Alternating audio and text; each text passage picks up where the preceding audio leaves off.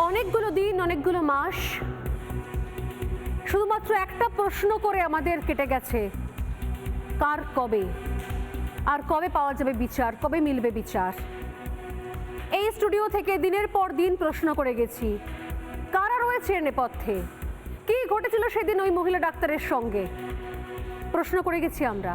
এরপর আর কোন বাবা মা ভরসা করে স্বপ্ন দেখবেন তাদের মেয়ে ভালো রেজাল্ট করবে, ডাক্তারিতে চান্স পাবে, ডাক্তার হবে, ইঞ্জিনিয়ার হবে, জয়েন্ট এন্ট্রান্সে ভালো র্যাঙ্ক করবে, বড় জায়গায় চাকরি করবে, আরো 10 জনের জীবন বাঁচাবে।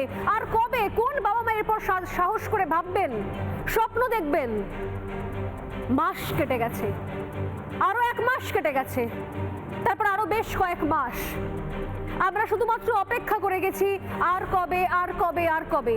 মা হিসেবে এই রাজ্যের প্রশাসন, আরও অনেক মা যারা স্বপ্ন দেখেন, মা বাবা, যে আমার মেয়েটা ভালো রেজাল্ট করবে, ডাক্তার হবে, বড় হবে, কি বলবেন আজকের দিন তাদের জন্য? আজকে ও ডাক্তার হবে যেটা আমি স্বপ্ন দেখেছিলাম তার থেকে ও দেখেছিল বেশি, এবং আমাকে সবসময় ও বলতো, মা আমি আমার নামের পাশে যেন অনেক ডিগ্রি থাকুক, আমার টাকা পয়সা চাই না। সেদিন যে ডিউটি আসবে, লাস্ট ডিউটি হবে, সেটাও আমি ভাবিনি। আরে আমরা যে এরকম দুয়ারে দুয়ারে তার জন্য বিচার, আজকে যখন সে আজকে এমডি হবে, তাকে নিয়ে আমরা মিডিয়াতে বসবো, আমাদের উজ্জ্বল হবে মুখ, এমডি গোল্ড মেডেল আমি পেতে চাই। সেদিন রাতেও সে লিখে গেছিল, ঈশ্বর আমাকে একটা ডায়মন্ড দিয়েছিলেন, সেটা আমি ধরে রাখতে পারলাম না।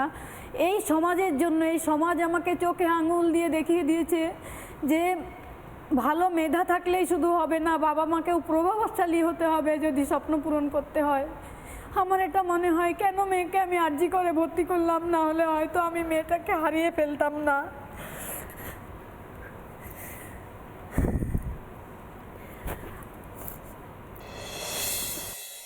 বলছিলাম সেই মেয়েটার কথা, যে মেয়েটার নাম অভয়া নয়, যে মেয়েটার নাম বাবা মা অনেক শখ করে দিয়েছিল, যে মেয়েটির নামের সামনে একটা ডেজিগনেশন, ডাক্তারের ডেজিগনেশন বসানোর জন্য অক্লান্ত পরিশ্রম চলেছিল। ঘটনাচক্রে অভয়ার জন্মদিনের আগের দিন আমি পৌঁছে গিয়েছিলাম অভয়ার বাড়িতে। এর আগে বহুবার আমরা বাড়ির বাইরে থেকে তার বাবা মার বক্তব্য নিয়েছি, কথা শুনেছি, আমাদের সাংবাদিকরা ফিরে চলে এসেছেন।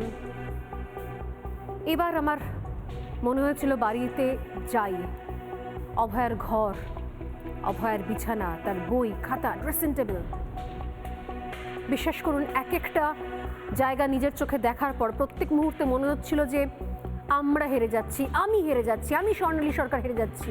এবছরই খুব ভুল না করলে কাকিমা অভয়ার নিজের জীবনকে সাজানোর একটা ভাবনা চিন্তা ছিল, একটা প্ল্যান ছিল। নভেম্বরে বিয়ের তারিখ কি ঠিক হয়ে গিয়েছিল? তারিখ ঠিক হয়নি, মাসটা ঠিক হয়ে গেছিল, নভেম্বরে। আর এখানে আপনি দেখাচ্ছিলেন, আমি নিজে একবার দেখি, এখানে প্রচুর জিনিসপত্র কিছু কেনাকাটা করে রাখা ছিল। হ্যাঁ, একবার দেখবো এটা খুলে, একটু দেখাবেন? আমার মেয়ে কোনোদিন সাজতো না, এত সাজের জিনিসপত্র সব ওর নিজেরই ছিল। স্কিন কেয়ার করতে হবে, সেদিন রাতেও লিখে গেছিল, স্কিন কেয়ার করতে হবে এখন থেকে, বিয়েটা ভালোভাবে করতে হবে, এমডিতে গোল্ড মেডেল পেতে হবে, এগুলো সেদিন রাতেও লিখে গেছিল। আগের সপ্তাহে গিয়ে চুলটা হেয়ার কাট করে এসেছিল 6,000 টাকা দিয়ে, এসে কত খুশি হয়েছিল।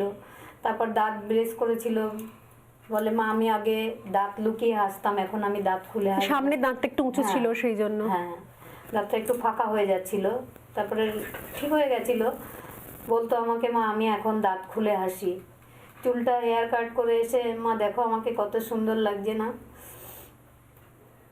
এখানে এখানে আমি সবই দেখছি এখনো পর্যন্ত। আমি সত্যি দেখাতে চাইবো, আমার নিজেরই আমার হাত কাঁপছে ইনফ্যাক্ট দেখানোর জন্য। এগুলো সমস্ত সিল্ড প্যাক, মানে কিচ্ছু খোলা হয়নি। নিজে একদমই সাজগোজ করতো না, মানে শুধুমাত্র টাইম পেতো না, পড়াশোনা নিয়ে খুব ব্যস্ত থাকতো এবং পেশেন্টদের জন্য এত পাগল। এই স্টুডিওতে বসে কাঁদতে কাঁদতে অভয়ার মা আমাকে বলে গিয়েছিলেন যে একটা জিনিস বুঝতে পেরেছি স্বর্ণালী, মেয়ে সন্তান শুধু মেধাবী হলেই হয় না, বাবা মাকেও প্রভাবশালী হতে হয়। অভয়ার এই মায়ের কথাটা কি সত্যি হয়ে যাবে? আর আমরা দাঁড়িয়ে দাঁড়িয়ে দেখবো? এই প্রশ্ন আমি আপনাদের জন্য রাখলাম। নানা ধরনের কন্টেন্ট দেখার জন্য লাইক করুন, শেয়ার করুন আমাদের ফেসবুক পেজ, সাবস্ক্রাইব করুন আমাদের ইউটিউব চ্যানেল। পাশাপাশি অন্যান্য ব্রেকিং নিউজের জন্য অবশ্যই চোখ রাখুন রিপাবলিক বাংলায়।